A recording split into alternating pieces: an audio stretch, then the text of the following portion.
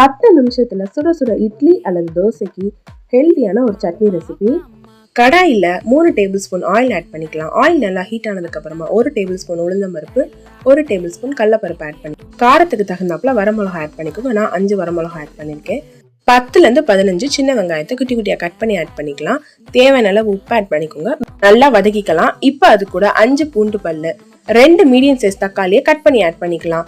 1 கைப்பிடி புதினா, 1 கைப்பிடி மல்லி இலை, 2 கைப்பிடி கருவேப்பிலை ஆட் பண்ணி நல்லா வதக்கிக்கோங்க. மீடியம் ஃப்ளேம்ல வச்சு நல்லா வதக்கிக்கோங்க. இது கூட 2லேருந்து 3 டேபிள் ஸ்பூன் தேங்காய் ஆட் பண்ணிக்கோங்க. தேவையில்லைன்னா குவிட் பண்ணிக்கலாம். எல்லாமே நல்லா வதங்கிடுச்சு. ஸ்டவ் ஆஃப் பண்ணிடலாம். நல்லா ஆறுனதுக்கு அப்புறமா மிக்ஸி ஜார்ல போட்டு அரைச்சு எடுத்துக்கோங்க. அவ்வளவுதான், ஹெல்தியான சட்னி ரெசிபி ரெடி ஆயிடுச்சு. நீங்களும் ட்ரை பண்ணி பாருங்க. இட்லி தோசைக்கு சூப்பரா இருக்கும், நல்லா ஹெல்தியும் கூட. இந்த ரெசிபி உங்களுக்கு பிடிச்சிருந்துச்சுன்னா மறக்காம லைக் பண்ணுங்க, ஃப்ரெண்ட்ஸ் அண்ட் ஃபேமிலிக்கு ஷேர் பண்ணுங்க.